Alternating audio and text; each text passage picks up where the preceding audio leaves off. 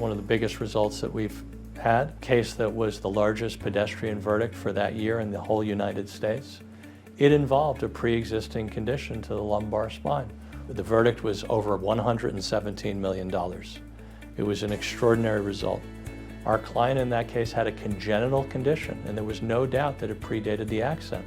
But it was asymptomatic, it was stable, it was causing him no problems, no issues. He was living a normal life. He was active, he was athletic, he was working full-time. There was no issue, but it was there, beneath the surface. And what nobody knew until he got hit by the car is that he was more susceptible and more vulnerable to having a big problem if he ever got struck in the low back. And that's exactly what happened to him. When that pre-existing condition became symptomatic, it destabilized that level of the spine, which led to all his symptoms, problems, and need for treatment. And there was a cascading effect from there. If you hurt someone, if you change their life, you have to pay to make them whole for their losses. The insurance companies have an obligation, just like everybody else in the courtroom, everybody involved in these cases. From the beginning, the insurance company looked at this and they said, this is a pre-existing condition. There's no traumatic findings here, there's no traumatic injury. Whatever's here on the MRI, whatever the doctors are finding, it all predated. They were making an effort to attack him to avoid paying for the harm that they caused. They had doctors that they hired who do this kind of work on behalf of insurance companies all the time.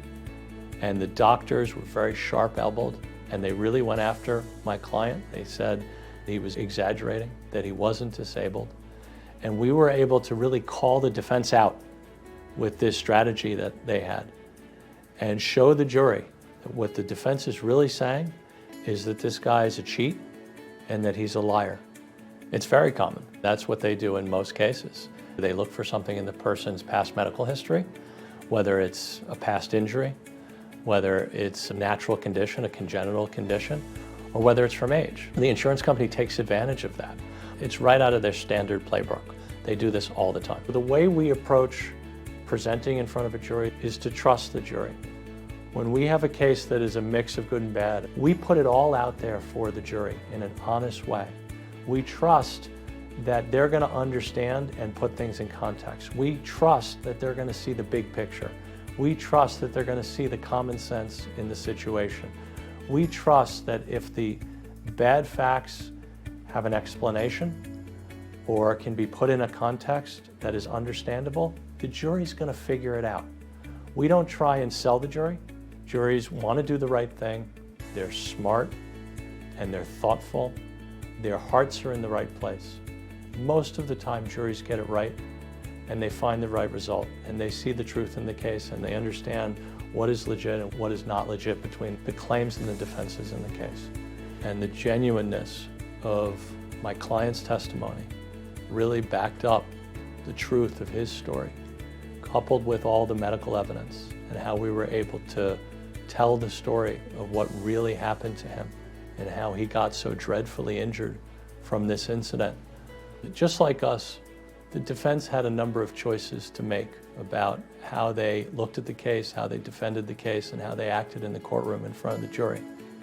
And rather than acknowledge some of the aspects of the case or attack the medical evidence or have a more nuanced approach to the good and the bad in the case, they went for broke. They attacked my client as a liar, as a cheat.